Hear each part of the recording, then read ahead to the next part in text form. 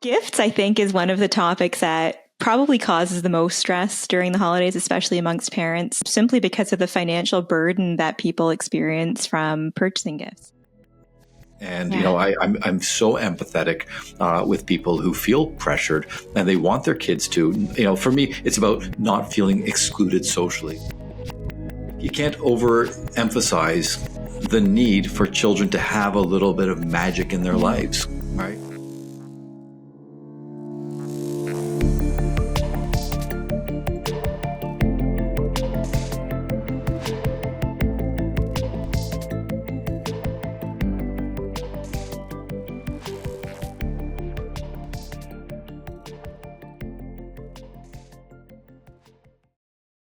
Hello and welcome to Awake at the Wheel.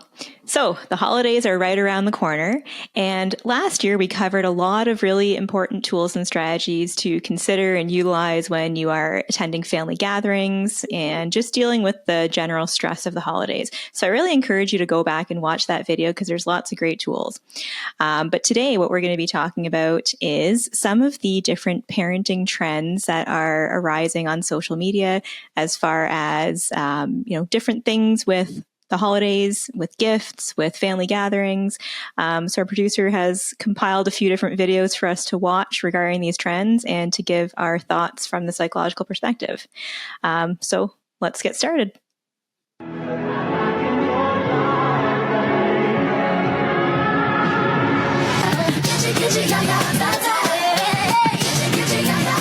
So gifts, I think, is one of the topics that probably causes the most stress during the holidays, especially amongst parents, simply because of the financial burden that people experience from purchasing gifts. I think, though, from looking at it from the parenting perspective and what's best for kids, I think that probably our profession is divided. On the one hand, I think that it's, it makes the holidays special if kids can look forward to this big display of gifts. But on the other hand, I think that it's problematic because it is very self-focused and materialistic. In our household, and I think we spoke about this in last year's episode, we have always focused on 5 gifts: something you want, something you need, something to wear, something to read. That's 4, not 5. And that, then I think captures both. It breeds the excitement of like, oh, there's these things that I want, but it's not this like disgusting, excessive display of gifts and materialism. What are your thoughts?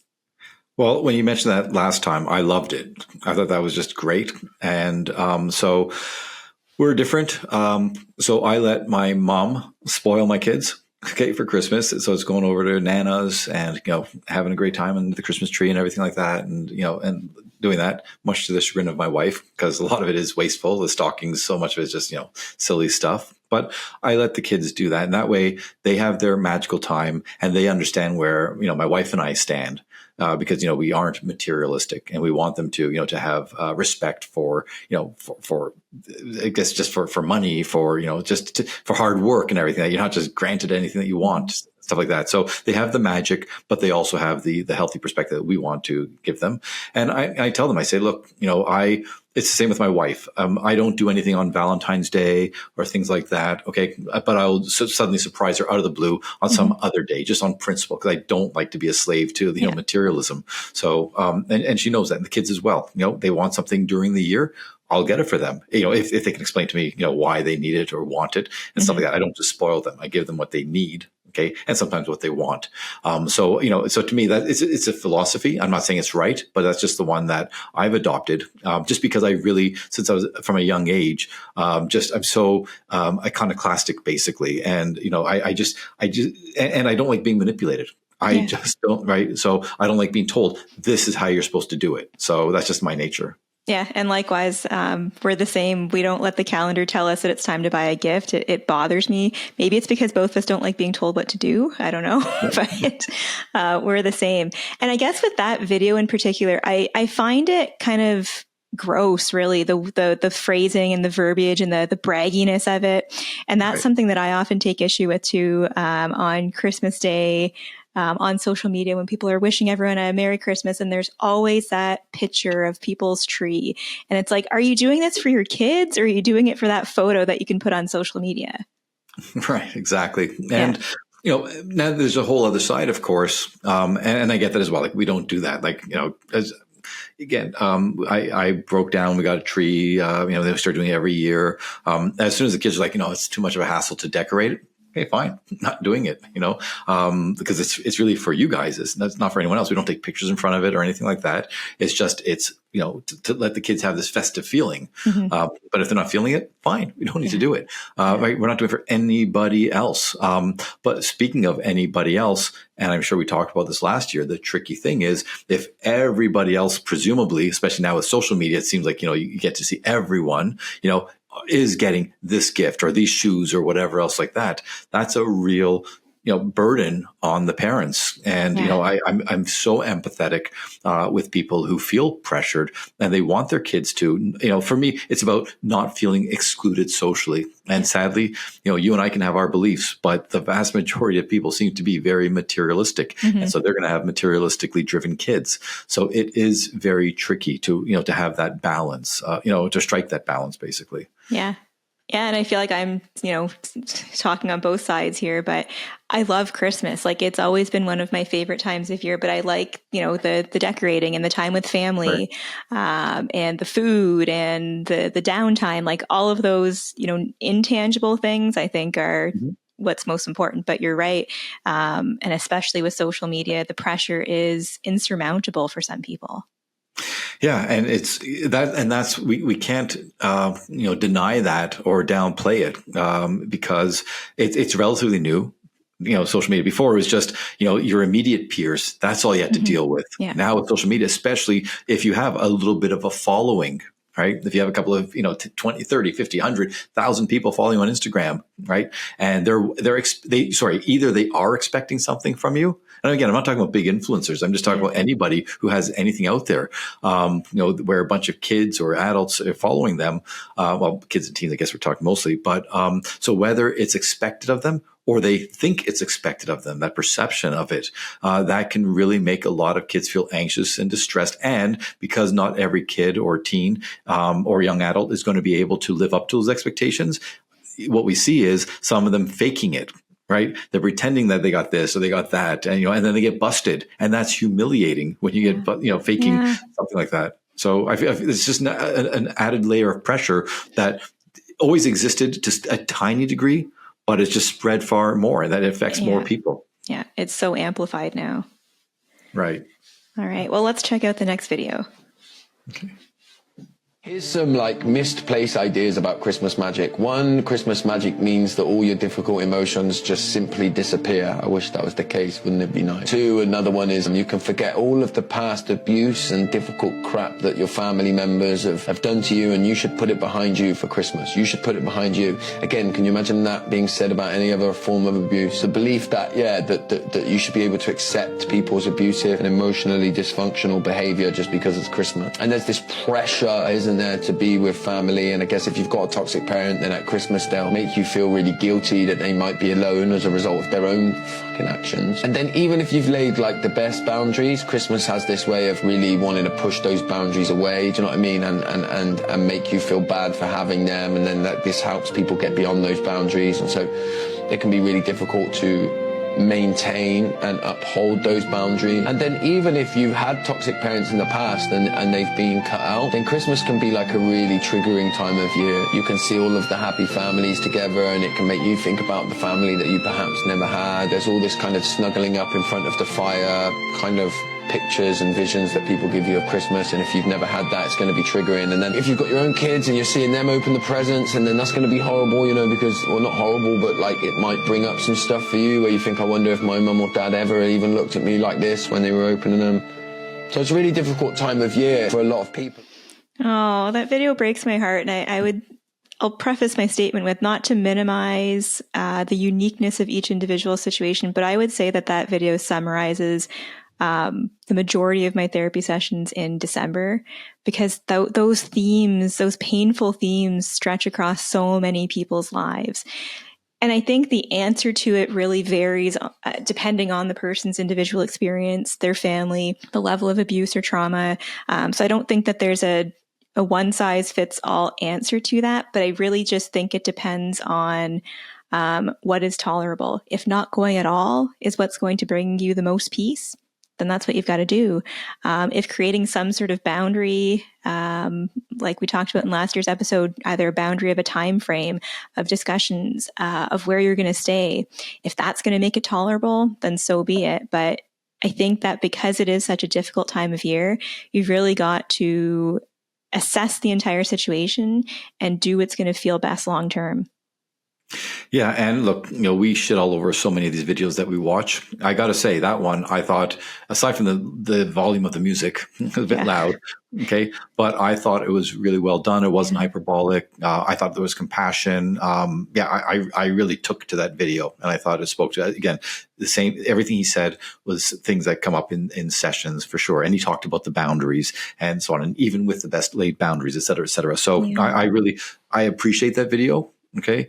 The one thing that he said that, like, let's say it was interesting because he said, like, if your kids are opening presents, right, and you didn't have that, and you're wondering if my parents ever looked at me that way. That killed me when he said that. Yeah. And I've had many, but the funny thing is that many patients have told me that as soon as they had kids, that changed their perspective on their parents because they thought, they realized I would never do that to my kid. I can't fathom doing that to my kid. As a person having it done to them, obviously it wasn't good, but they somehow internalized it and they somehow framed it in a way that, well, it made sense, but they can't make sense of doing that to their own kids. So, so I just thought about that. Like, if you're watching your own kids opening presents and everything, if I had a patient say that to me, I would say, then frame this as like gratitude for my, like I say to them, for yourself, like saying, I overcame this. And maybe it's because of your partner. Maybe it's because of your partner's family. Okay. Maybe it's because you had kids. That was like finding that gratitude in that moment can help, right, mitigate those effects of thinking about, well, if my parents,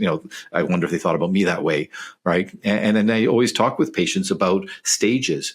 You're in a different stage of your life now, especially compared to as a child. So in those different stages, we have different needs. And back in those days, yes, there were certain needs that your parents failed to deliver on. And so that's terrible. But you have to say to yourself, again, have self-gratitude and say, somehow I'm resilient and hardy enough to be able to have made it this far. Right. And now I'm going to do everything in my power to break the cycle and to make sure that I don't allow that toxicity to bleed into my own, parenting.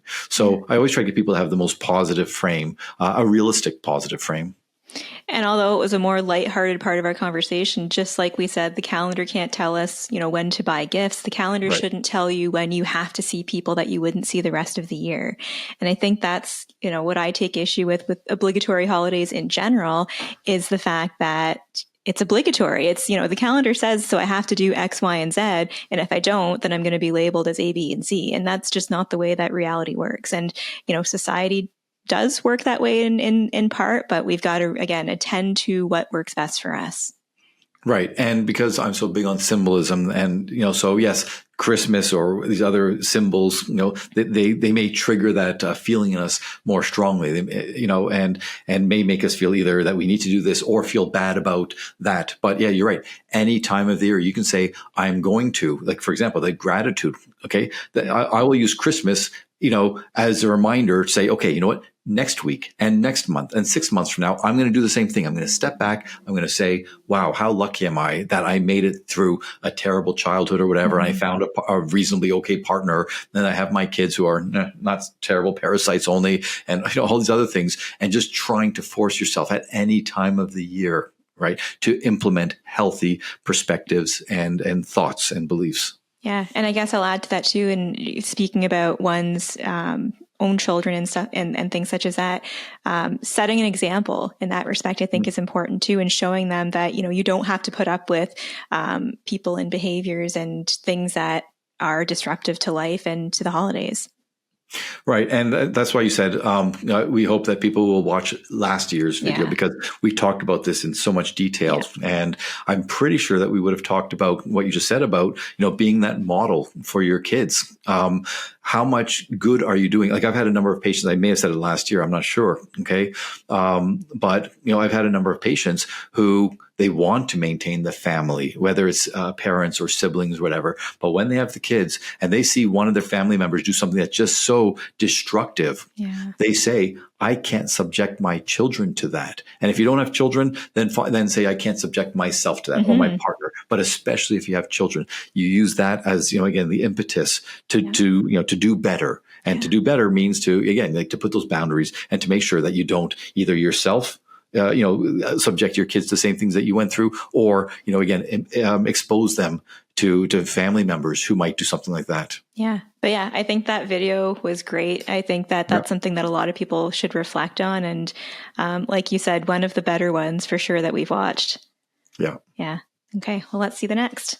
Did believing in Santa Claus screw you up? Actually, maybe. At least according to some psychologists. They suggest that perpetuating the Santa myth teaches kids that lying is okay, especially since kids don't know how to lie inherently. It's a learned behavior, mostly from their parents, with studies showing that less honest parents result in less honest kids. But research shows that the folks who are most screwed up when kids find out that Santa isn't real are the parents. In one study, they were the ones that were predominantly sad, and the good news is that one survey shows there to be no correlation between being told the Santa lie and having a good relationship with your parents. It may have just turned you into a distrusting liar. Let's talk about Santa Claus, because I have opinions and they are probably not what you expect. I hope you're not watching this with your kids. If you are, scroll away. We're about to talk about Secret Santa stuff.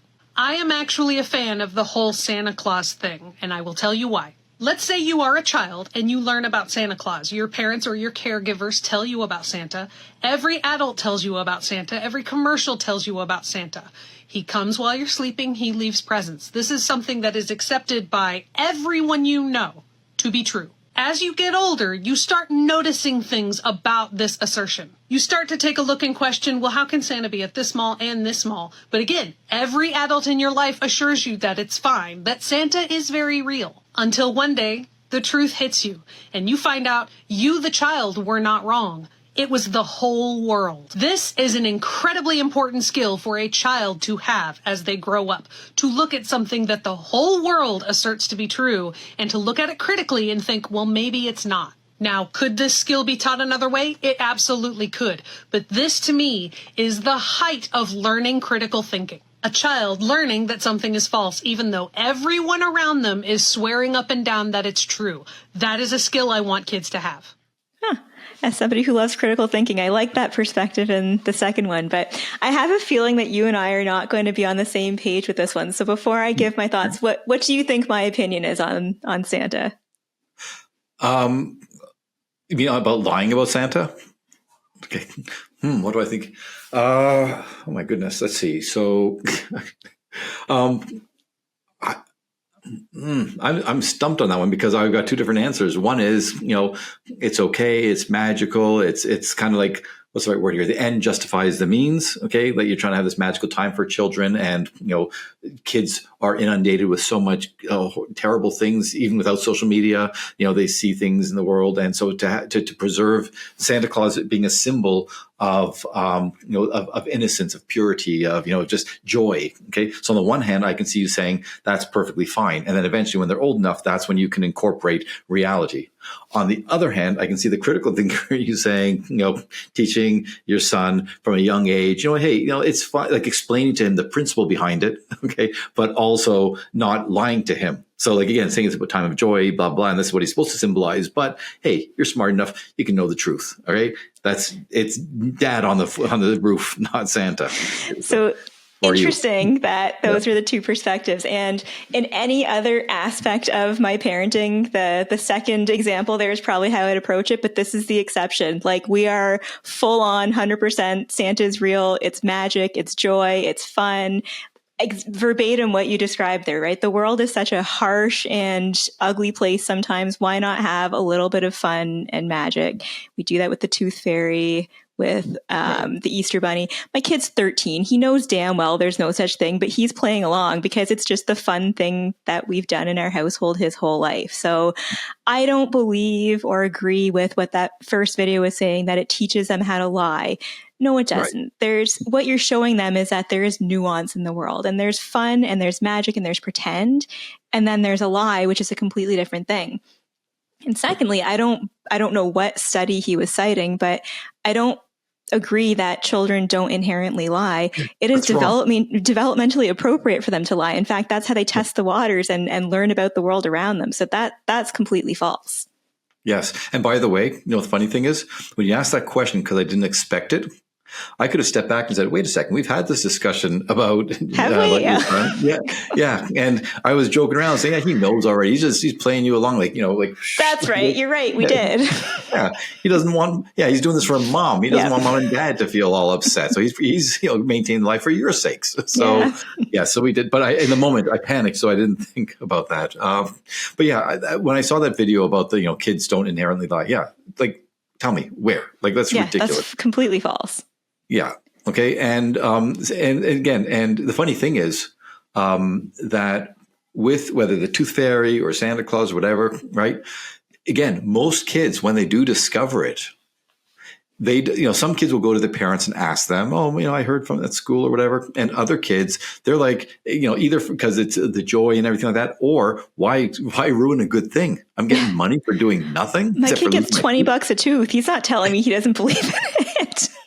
Exactly. So, and it's interesting that the kid, they have that ability. And what the second person was talking about, and I think we may have talked about this before. I know I lecture about this. There's assimilation and accommodation. And Jean Piaget had talked about that. And just for people who don't know, so when kids have a certain belief, like Santa Claus is real, even if slightly contradictory information comes in, like, I always give the example, like, wait, why are there two different Santa Clauses? Or why is Santa Claus a woman or whatever? Okay. They assimilate that evidence, that information into their existing belief structure, so they can maintain it. Then at a certain stage, when the evidence is too much or their cognitive processing advances enough, then they accommodate their views and beliefs to reflect the reality that they're being exposed to. So that's kind of what she was describing, assimilation and accommodation process. And so if a kid ever came to a parent and said, I can't believe you lied about Santa Claus or whatever, right? Then a parent can easily say, yes, we weren't lying, okay, because they want to distinguish between lying, and let's say creating a myth, an illusion, a fun or whatever, right? And as long as they say, though, if any parent just says that and dismisses them, no, we weren't lying. We just did this because whatever, without explaining, but wait. We did tell a mistruth and everything like that, but that's very different than a self-serving lie. Okay. Right. That is the difference. And it is almost like a kind of white lie, that you're doing for someone else's benefit. And maybe I'm saying this because it's just occurring more on social media, but I feel like this is a new trend with this generation of parents. I don't remember this ever being a thing before, but people in our circle and, tangentially in our circles, this has been a debate since our kids were little of like, oh, how can you lie like that? And I've never really understood it, because I think for generations before, this is just what you did because it's fun. With your two older girls, was this the case, or what was it like in the parenting landscape then? I don't even remember.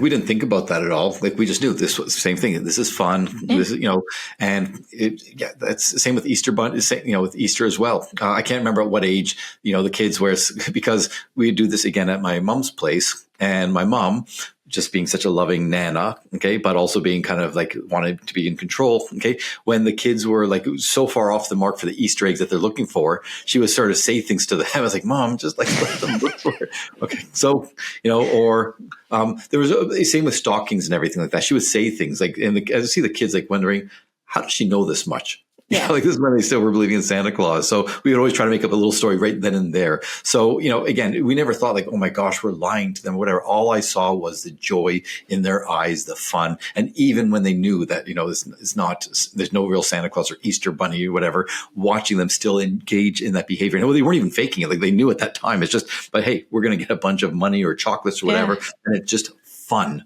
Yeah. So rare is the person, and there will be some people, and I'm not trying to let's say, I want to be careful here, but let's just say someone who is neurodivergent, they might react differently to finding out, because they take things more literally, maybe. So so it's up to the parent to have the discussion, but never, and it's so important, if the child is really perceptive or bright, even if they take umbrage at being lied to, don't dismiss it as whatever. Hear them out, meet them at their level, and slowly, help them understand why you did it. And once again, it's not just why you did it, but you have to distinguish between that and, other falsehoods, self-serving falsehoods that can be harmful. Absolutely. Yeah. And, I think doing so in an age appropriate manner is very important too. So if my 13-year-old were to be like, okay, mom and dad, let's talk about this. Obviously we would have a very, blunt and clear conversation. However, when he was 4, I'm pretty sure he figured this out. But at the age of 4, he came to us and said, Mom and Dad, is Santa real? And our response was, well, what do you think? And then he gave us what he thought, and we just smiled and nodded and went about our day. I don't think that was a lie. That was more so in the spirit of preserving the magic. And at the age of 4, I think that was developmentally appropriate. And I'm sure people would disagree, but I think it's really important to consider how old they are when having that conversation as well. Oh, exactly. Yeah. So that 100%. And once again, I don't think that we can you can't overemphasize the need for children to have a little bit of magic in their lives, right? Especially for kids who, maybe there's not that much good going there, like, having that something to look forward to. Yeah. And again, we don't want to go to the other side where it's just become pure materialism and entitlement and so on. So as always, we're talking about balance. We're talking about nuance. We're not talking about extremes. And so I've got nothing wrong with this. And this is coming from someone who shouldn't even be celebrating Christmas at all. Okay. But I always loved that, time of year for my kids. So ironically, when I was a kid, for whatever reason, I forget how many years, but it was almost every year. And I remember my parents say this as well. I would always get like deathly sick around Christmas. Oh. Okay. Like almost in all my Christmas pictures, you see me just looking like this, so like terrible, with these presents. I mean, we didn't have that many presents. We got we got a few, but again, it was just, so I didn't have this magical whole time of year that I can remember. But that again, seeing my kids, and again, going to Nana's and everything like that. Yeah. I just really, that brings me joy. There's a bit of selfishness in that. I want my kids to have a good time. Sure. Yeah. So interestingly, I thought we would be on a different page with the Santa thing, but I guess we agree. Yeah. I mean, yes. So I don't know why you would think I'm such a I don't even. Well, no, because similar to what your second thought was about the critical thinking, I assumed that you leaned more in that direction, but, not to say that we have all the answers here, but if two kind of stodgy critical thinkers can give in to the magic here, I don't know. I don't think there's anything wrong with it. No, except to burst your bubble, there will be the people saying, well, how about everyone who doesn't celebrate Christmas? Right. So how dare we now talk about this, this whole thing? And well, you know what? Everything we're saying applies to whatever, beliefs or celebrations and rituals that you have in your own culture or religion or society. Right. Well, an unpopular opinion. So my parents were immigrants to Canada, and, celebrating Christmas in the North American way is not what they were brought up with. My mom went to Catholic school, so she obviously had a good idea about Christmas and the traditions and so on and so forth. But and I'm using the term differently here, but as a way of assimilating us into the culture and feeling included in these customs and traditions, they did all of that, right? So even though it wasn't something that was, and I'm not saying that everybody should do it and everyone should assimilate. That's not, let's not take out of context what I'm saying. But even for those who don't, I think there is something to be said about engaging in the cultural customs. Whether you believe in Santa or not, that is one of the cultural customs here. I don't know. Yeah, that will be an unpopular thought among some, right? And the fact is a lot of people have gone in the opposite direction and saying, well, because some people don't do that, instead of saying, maybe you can assimilate into this, the predominant culture and the ways of doing, they say, no, because some people don't do that, we should make sure that nobody celebrates Christmas. You don't say Merry Christmas. And it's funny because all my patients, when they look at me, they go, Happy Holidays. I go, Merry Christmas. Same. Right?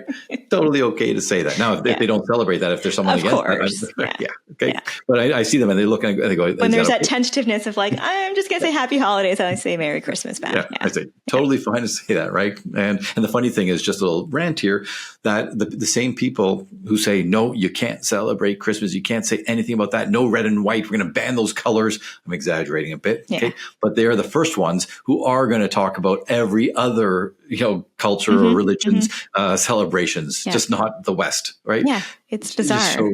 Yeah, it's just all virtue signaling that I have no time for. And again, by saying that, I'm not being empathetic toward people who might feel a bit excluded or a bit left out. Okay. Of course. But, so I understand that. But again, they'll have their own time and they'll have their own celebrations and everything like that. And I hope that they can, just take this as, especially when they get a bit older, say, yeah, you know what, that doesn't stop me from going to see my friends or, and having fun with them and everything like that. Yeah. So and it's funny because, my father passed away a couple of months ago. And I received a sympathy card, and it was from my mom's former business partner, like just only because the business is no longer there, but her business partner's oldest daughter. She wrote to me and saying condolences and everything, and she wrote a story that is. And I told her, I said, this is lore in the Amate household, which was our first Christmas because my dad came from Israel, and he was not religious at all and not into these traditions and everything like that. So he and my mom went out,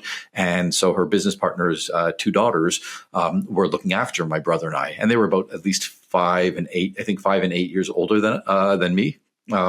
So they were, I was probably, I think 5, maybe 4 or 5 years old. And so like 9 and 13 or something. Anyway, and they went out, they took us and they said, this is Christmas. There was nothing in our house. So they went out, got a little Christmas tree. Okay. And they made homemade decorations with us and they got everything that they could. And this is a teen and her younger sister, right?